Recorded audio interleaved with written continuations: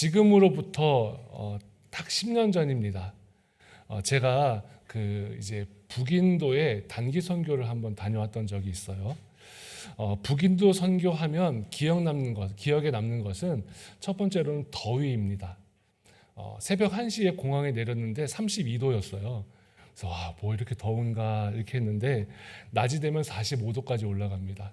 그리고 습하고 이런 데서 어떻게 사람이 살지 할 생각이 들 만큼 더웠습니다. 그런가 하면 가서 놀랐던 것은 사람들의 신분 차이가 느껴지는 거예요. 카스트 제도가 있지 않습니까? 그래서 이 신분 사회 안에서 살아간다라고 하는 것에 대한 문화적인 충격이 매우 컸습니다. 그 신분이 낮은 사람이 무언가 무거운 걸 들고 가다가 흘리고 떨어뜨리고 해도 아무도 쳐다보지 않고 아무도 신경 쓰지 않습니다. 그런 모습들을 자주 보았어요. 그런가 하면 식사가 충격적이었습니다. 위생이 좋지 않아서 그냥 인도 사람들이나 관광객들처럼 아무 음식이나 먹으면 배탈 한번 나면 선교팀이 움직이기가 쉽지 않지 않습니까? 또 2명, 3명 많아지면 큰일 나기 때문에 선교사님께서는 선교를 했던 3주 내내 그 밀가루로 만든 그 난 말고요. 난은 좀 비싸고 로띠라고 하는 이런 전병 같은 거, 그리고 인도식 커리를 먹는데 고기가 하나도 들어가지 않은 야채로만 만든 커리들. 커리는 끓이니까 좀 괜찮습니다. 그래서 시금치 커리, 감자 커리 이런 것만 먹었습니다. 선교 내내 살이 막 쪽쪽 빠지는 거예요.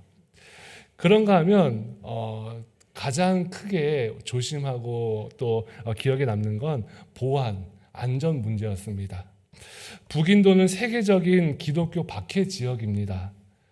선교팀이 그 나라 사람들에게 외국인이라서 관광지에 가면 조금 다니는 게 수월하지만 관광지가 아닌 도시에 가면 극도로 노출을 줄이고 또 대화도 없이 시끄럽지 않게 이동을 해야 됩니다. 예를 들어서 지금 서울 명동 같은 데에 가면 외국인을 만나는 거 우리나라 자연스럽잖아요. 그런데 만약에 이 풍세면에서 외국인들이 우르르 다니면 이상하지 않습니까? 마찬가지입니다. 그런 것처럼 외부로부터의 노출을 극도로 조심하고, 선교사님께서도 실제로 외국인들이 많지 않은 도시에 선교했던 교회들, 제자들이 있는 곳을 방문할 때는 오토바이를 타고 오토바이 헬멧을 쓰고, 그리고 헬멧을 벗지 않고 그 제자들을 만나러 들어가고 또 헬멧을 쓰고 나오는 이런 이제 모습들이 있었습니다. 얼마나 위험한지 모릅니다. 그래서 그런 상황 가운데 이제 3주간 이제 선교 사역을 감당하는데 한 번은 현지인들과 예배를 드렸습니다. 예배를 드리는 것이 참 쉽지 않아요. 3주 동안 현지인들과 함께 예배 드린 건 딱 2번 정도였어요. 참 그것도 운이 좋아서 2번이었습니다. 어디에서 예배를 드렸냐 하면 주변 한 몇 킬로미터가 다 논인 지역에 그 가운데 농막 같은 허름한 짓담한 건물 같은 게 하나 있었습니다. 그런 그곳에 그 일대에 있는 선교사님의 제자들, 그런 사람들이 시간과 장소를 약속하고 모이는 거예요.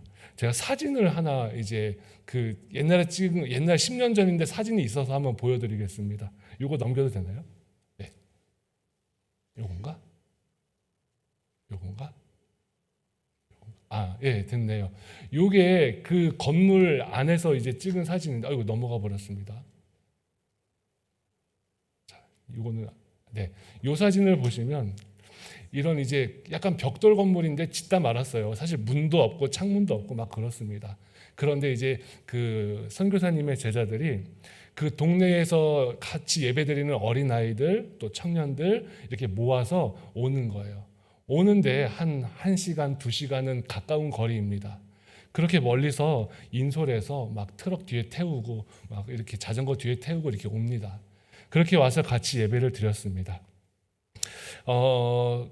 그렇게 예배를 드리는데 이날 기억에 남는 게, 제가 선교 기간 3주간 이날 처음 딱 한 번 고기를 먹었어요. 이날 딱 한 번 닭고기로 만든 커리가 나왔습니다. 여기 보시면 이제 배식을 하는 거고요. 저기 이제 그 인도인 제자들이 있었고, 여기 보면 제가 이렇게 식판에다가 닭고기랑 아까 말씀드린 로띠, 그리고 이렇게 저 마요네즈도 아니고 저 뭐죠? 하여튼 저런 소스 하나 있는 그런 이제 식사들을 하는데, 저 닭고기 커리가 왜 그렇게 맛이 있는지 참 아무리 한국에 와서 만들려고 해도 잘 안 되더라고요. 그래서 그렇게 먹었던 기억이 납니다. 그렇게 예배를 드리고 식사를 마치면서 이제 꺼지셔도 돼요. 다시 선교사님의 제자들이 선교사님께 옵니다. 예배를 다 마치고 나서 선교사님 앞에 한 사람씩 무릎을 꿇어요. 그리고 선교사님이 안수하고 기도합니다. 그럼 안수하고 기도받은 제자는 자신이 데리고 왔던 인솔했던 사람들과 같이 다시 자기의 동네로 가는 거예요. 그렇게 가서 자기 동네에서 이제 숨어서 또 그렇게 예배를 드립니다. 타지마할이 있는 아그라라는 도시가 있어요. 유명하죠. 세계 7대 불가사이고, 그곳에서도 비슷하게 예배를 한번 드렸는데, 선교사님의 제자들이 예배를 마치면 선교사님 앞에 무릎을 꿇습니다. 그리고 아그라라는 도시는 관광지니까 그래도 교통이 좀 괜찮은데 버스를 타고 기차를 타고 9시간, 10시간 이렇게 자기 동네로 다시 돌아가요.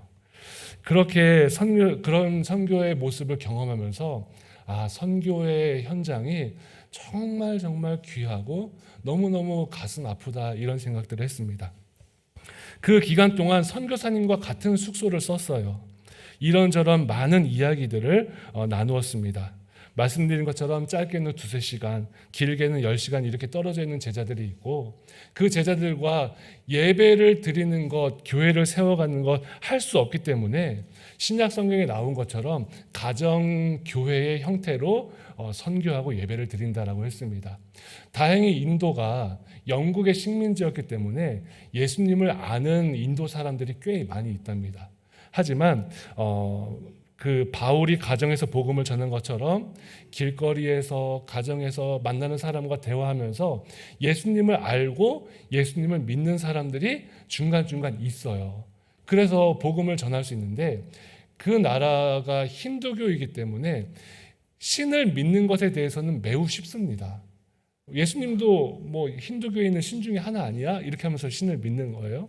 그런데 그들이 이제 사도 바울과 같이 세례를 주려고 하면 이 사람들은 다른 문제가 되어버립니다.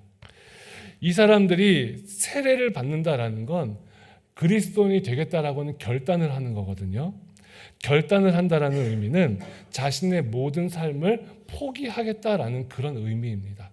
말씀드린 것처럼 그곳은 계급사회이기 때문에 조금 대부분 물론 낮은 계급의 사람들이 세례를 받는 경험이 훨씬 많지만, 세례를 받는 순간 자기의 신분을 포기해야 돼요. 그리고 사회생활도 포기해야 됩니다. 그리고 개종한 그런 인도인 가족들과도 포기해야 돼요. 가족들과의 관계도 끊깁니다. 그 정도 되어야 세례를 받는 거예요. 그런 사람들이 어떻게 그럼 살아가요? 라고 물어봤더니, 인도에는 다행히 지금 외국계 회사들이 굉장히 많이 들어와 있대요.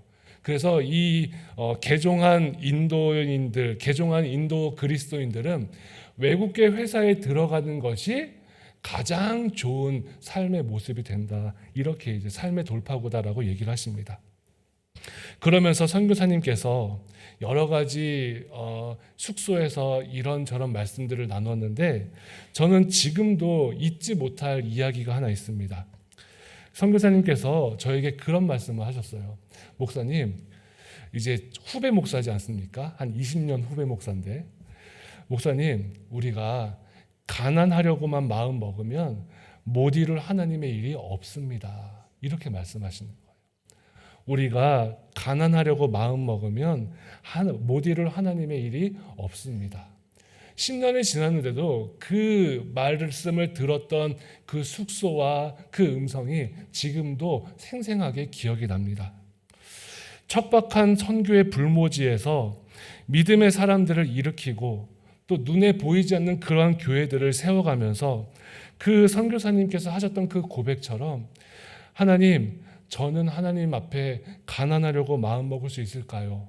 제가 하나님 일을 할 수 있을까요? 얼마나 그렇게 마음이 조였는지 모릅니다. 여러분, 고린도후서 8장 9절에는 이런 말씀이 있어요. 부요하신 이로써 너희를 위하여 가난하게 되심은 그의 가난함으로 말미암아 너희를 부요하게 하려 하심이라. 우리가 가난하려고 결심하고 가난하려고 마음 먹으면 우리 주님께서 우리를 부요하게 하실 것입니다. 예수님께서 우리를 위해서 우리를 부요하게 하시려 가난하게 되셨다라는 그 사실을 우리가 믿음으로 고백하고 우리의 삶의 자리에서도 아름다운 믿음의 길을 걸어가는 우리 성도님들이 꼭 되시기를 바랍니다. 우리 지난주 계속해서 오병이어의 그 뒷이야기들을 나누고 있습니다. 어린 아이가 지니고 있던 작은 보리떡 5개, 또 물고기 2토막, 5,000명, 최소 1만 명의 사람들이 배불리 먹었다라고 우리는 알고 있지요. 그날 밤 예수님께서 제자들을 재촉하셔서 배에 태우셨습니다. 배에 태우고 얘들아 빨리 건너가자, 갈릴리 호수를 건너가자, 그렇게 말씀하셨습니다. 예수님의 말씀이기에 그 잔잔한 바다일 줄 알았는데 갔더니 어땠어요? 광풍이 일고 바람이 불고 날아갈 지경입니다. 예수님은 바다 위를 걸어서 제자들을 찾아오셨고 갈릴리 바다 건너 제자들과 함께 가버나움에 도착하셨습니다. 그리고 나서 아침이 되었습니다.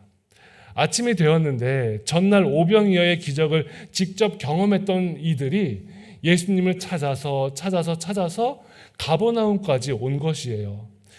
예수님의 제자들이 어제 배를 타고 갔는데 예수님 안 탔는데 예수님 어디 가셨지? 혹시 들판에 계시나? 들판도 찾아보고 또 안 계시네, 어디 계시나 하다가 예수님이 원래 계시는 가버나움 가셨나 하면서 찾아온 겁니다. 예수님 만나려고 왔습니다. 그리고 그 사람들이 예수님께 만나자마자 인사를 드렸어요. 25절에 보니까 랍비여 언제 여기 오셨나이까 이렇게 인사를 드립니다.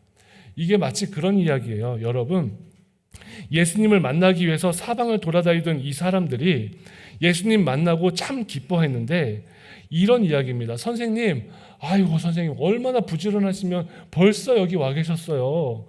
어제 제자들만 배에 태워서 보내는 거 저희가 봤거든요.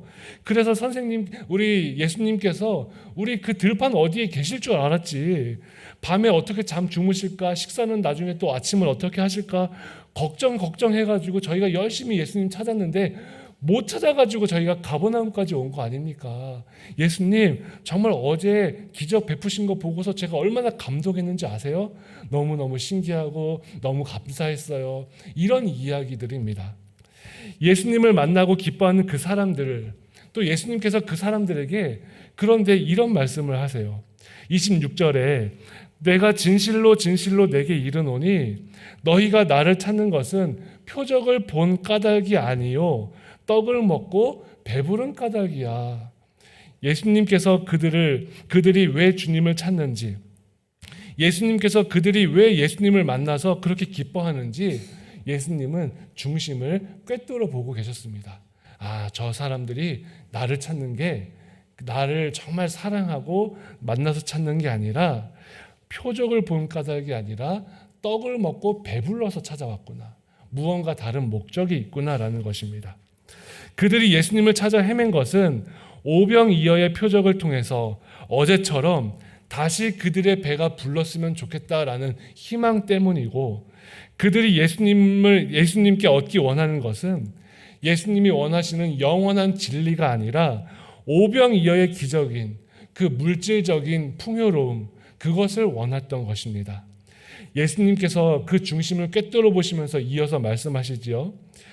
26절, 27절까지 보시면 예수께서 대답하여 이르시되 내가 진실로 너희에게 이르노니 너희가 나를 찾는 것은 표적을 본 까닭이 아니요 떡을 먹고 배부른 까닭이로다. 썩을 양식을 위하여 일하지 말고 영생하도록 있는 양식을 위하여 하라. 이 양식은 인자가 너희에게 주리니 인자는 아버지 하나님께서 인치신 자니라 라고 말씀하십니다. 예수님께서는 이 말씀을 통해서 이 땅에 예수님이 왜 오셨는지 그 예수님을 따르는 그리스도인들에게 말씀하셨습니다. 예수님께서 이 땅에 오신 이유가 무엇이지요? 썩을 양식을 위해 귀한 생명을 탕진하는 어리석은 인간들에게 영생하도록 하는 양식을 주시기 위해서 오셨습니다. 양식, 썩을 양식, 그 빵 한 조각, 물고기 한 토막, 그거 받으려고 열심히 쫓아가는 그 사람들에게 영생하도록 하는 양식을 주시기 위해서 예수님께서 오셨다라는 말씀입니다. 썩을 양식을 먹는 자는 그 양식과 함께 썩어질 것입니다. 하지만 영생하도록 있는 양식을 먹는 자는 그 양식과 함께 영생의 복을 누리게 될 것입니다. 여러분, 주님께서 왜 벳세다 벌판에서 오병이어의 표적을 행하셨습니까? 주님께서 왜 그 광풍이 부는 바다를 지나서 제자들에게 오셨습니까? 주님께서 왜 그 광풍의 파도를 지나서 제자들의 배에 함께 타셨습니까? 바로 우리 주님께서 영생의 양식을 주시기 위해서, 영생의 은혜가 있음을 깨닫게 하시기 위해서 그렇게 하신 것 아닙니까? 하늘과 땅과 바다를 주관하시는 하나님, 우주를 주관하시는 그 분이 예수님이심을 알게 하고 사람들이 더 이상 썩을 양식이 아니라 영생하도록 있는 그 양식을 위해 살게 하시기 위해서 예수님께서 그리 행하신 것 아닙니까?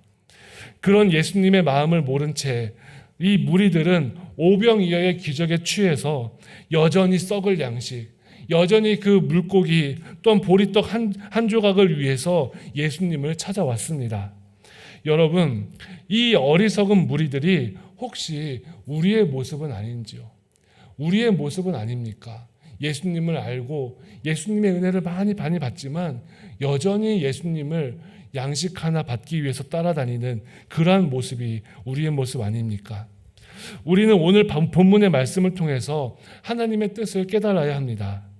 우리의 시선이 썩을 양식을 주목하고 있다면 여러분, 우리는 하나님의 뜻을 이룰 수 없습니다. 예수님을 만나러 온 무리들은 예수님을 만나고 있으면서도, 예수님 보고 있으면서도 보리떡과 물고기가 막 떠오르는 거예요. 또 주시면 좋겠다, 이런 생각을 합니다. 예수님께서 오병이어 기적을 베푸신 그 이유는 우리를 향한 하나님의 사랑을 보이셨음인데, 그 은혜를 받은 사람들은 하나님의 사랑과 긍휼을 보지 못하고 보리떡과 물고기만 떠올리고 있는 것입니다. 예수 그리스도를 믿는다라는 것은 영생하도록 있을 양식을 취하고 그것을 위해 살아가는 삶입니다. 영생하도록 있을 그 양식을 위해 일한다라고 하는 것은 썩을 양식을 향한 하나님의 마음을 초월하는 것이고, 썩을 양식을 향한 그 마음을 초월한다라는 것은 경제적으로나 물질적으로나 지금보다도 못한 삶이 있다면 기꺼이 감수해야 한다는 것을 의미하는 것입니다. 우리 주님의 영생하도록 있는 양식을 먹기 위해서 우리가 지금 조금 손해보고 우리가 물질적인 피해를 감수하는 것 또한 하나님을 믿고 따르는 길에 우리가 걸어가야 할 길입니다. 여러분, 누가복음 3장에 보면 세례 요한이 요단강 부근에서 회개의 세례를 전파합니다. 회개에 합당한 열매를 맺으라라고 그렇게 소리치며 설교하는데, 어떤 사람들이 세례 요한에게 물었습니다. 선생님, 우리 이제 어떻게 살아야 합니까? 그렇게 물을 때 세례 요한 대답합니다. 옷 2벌 있는 자는 옷이 없는 자에게 나누어 주고, 먹을 것이 있는 사람은 먹을 것이 없는 사람에게 나누어 주십시오. 여러분, 당시에 옷이라는 그 개념은요, 이 세례 요한이 말한 옷이라는 개념은 그냥 우리가 입고 있는 옷 한 벌이 아닙니다. 당시의 옷은 그 사람이 가진 재산 목록에 들어가는 거예요. 여러분, 어떤 재산이 있으세요? 여러분 예를 들면 이런 포인터가 있는데, 이 포인터가 여러분 재산에 들어갑니까? 여기 있는 이런 물컵이 재산에 들어갑니까? 아니에요. 이건 재산이 아니라 소모품이라고 말합니다. 재산은 뭐예요? 예를 들면 자동차, 아니면 집, 이런 것들이 재산 아닙니까? 당시에 이 겉옷은 그런 재산 목록 중에 하나입니다. 그래서 신명기에도 보면 이 가난한 사람이 돈을 빌릴 수 없으면 제일 마지막에 전당 잡는 게 이 옷이에요. 그런데 옷을 전당 잡히면 이 전당 이제 돈을 빌려준 사람이 그 옷을 가지고 있는 게 아니라 그 옷이 밤이 되면 이 돈을 빌린 사람이 이제 잠을 자야 되지 않습니까? 그러면 밤이 되면 빌린 옷, 그 전당 맡긴 그 옷을 다시 그 사람에게 줍니다. 그럼 그 사람은 그 옷을 덮고 자는 거예요. 잠이라도 따뜻하게 자라고 하나님께서 그렇게 법을 정해주셨어요. 그리고 아침이 되면 어떻게 해요? 다시 그 사람에게 주면서 돈 꼭 갚을게요. 그렇게 하면서 또 돈 벌러 갑니다.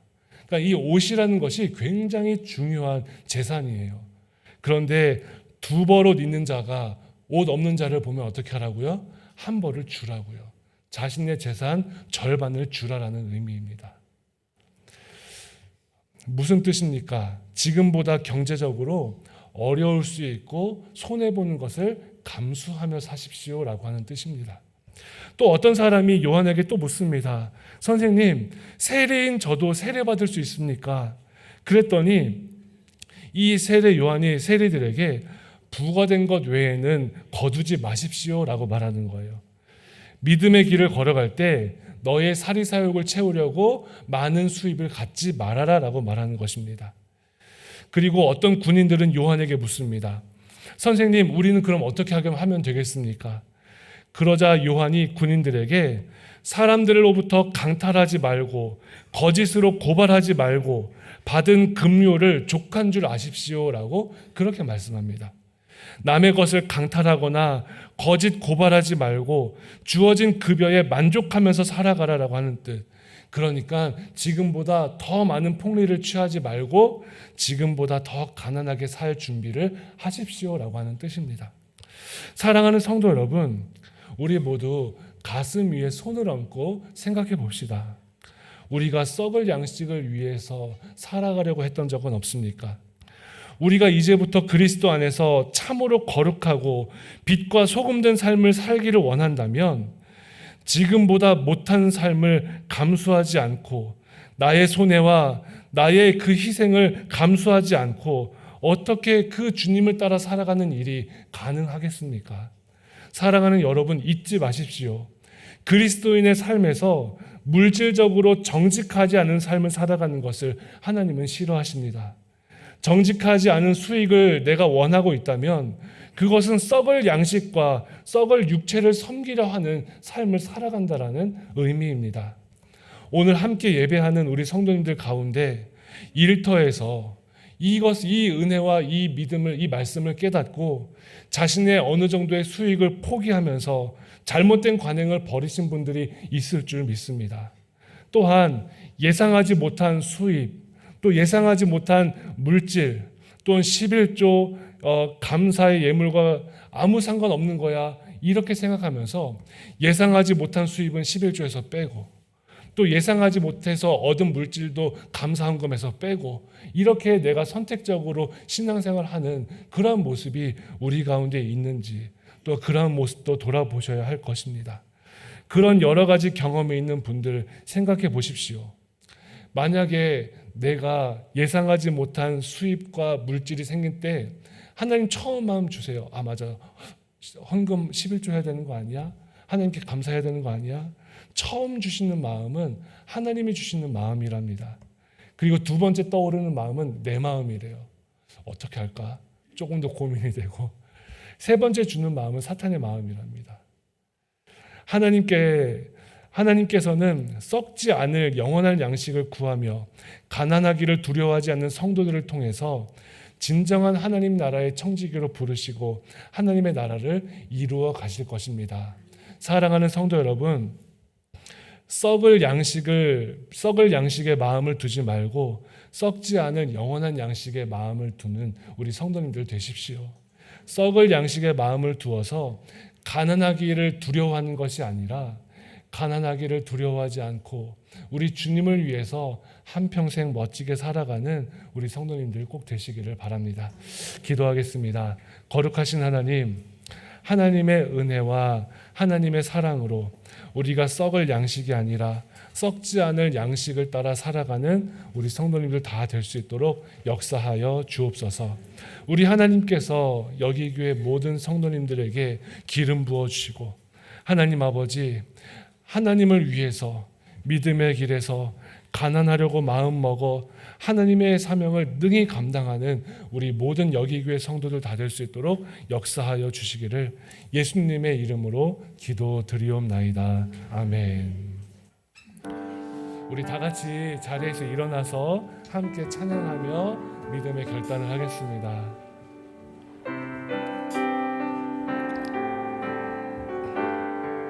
내 마음의 주를 향한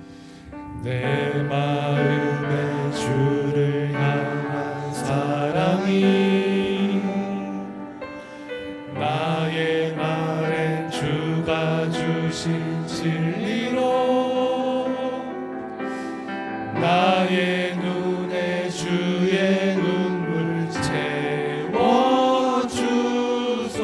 채워주소서.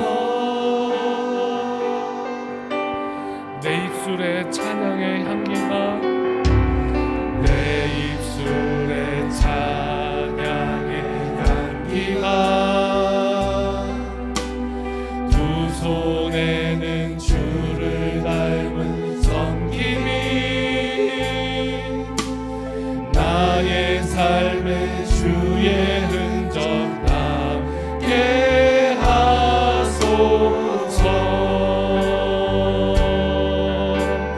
하나님의 사랑이 영원히 함께하리.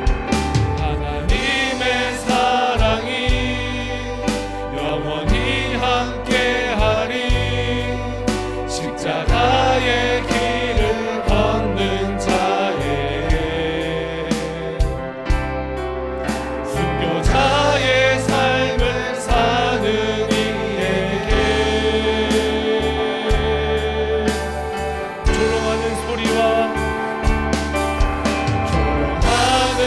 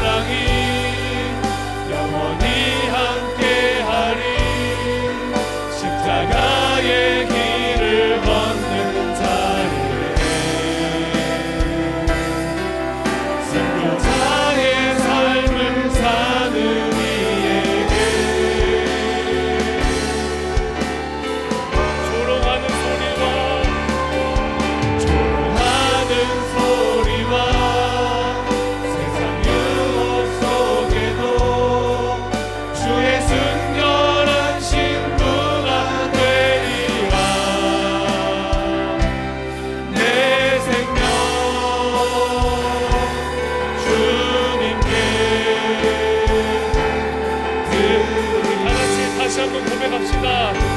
하나님의 사랑이 영원히 함께하리. 하나님의 사랑이 영원히 함께하리. 십자가의 길을 걷는 자에게 승리자의 삶을 사는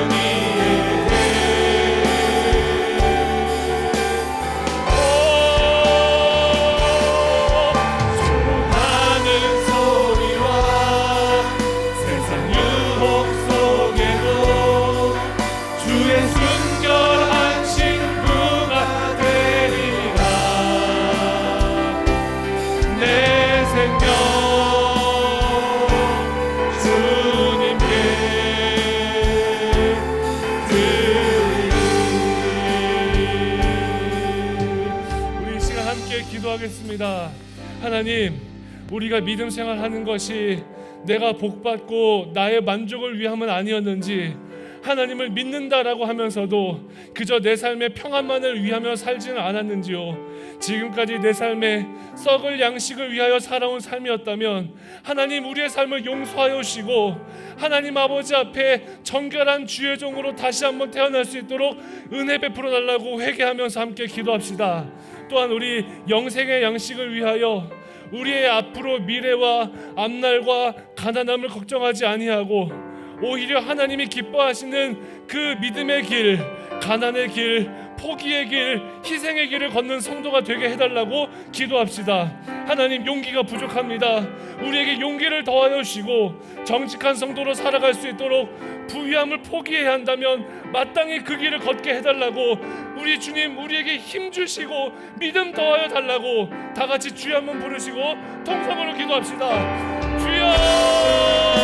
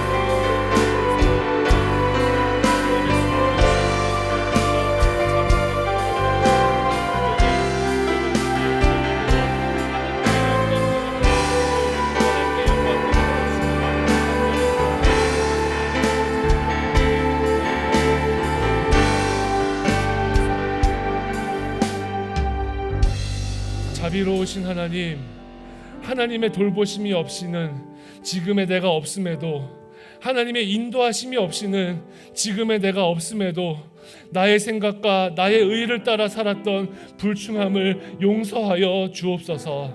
내 생각과 내 만족을 위해 썩을 양식을 따랐던 삶을 회개합니다. 불쌍히 여겨 주시옵고 영생하도록 솟는 샘물 되시는 우리 주님만을 의지하며 영생하도록 있는 그 양식을 따라 살아가는 우리의 삶이 될 수 있도록 역사하여 주옵소서. 하나님 아버지, 주님을 따라 걷는다라고 하면서도 우리의 삶에 왜 이리 걱정이 많은지요.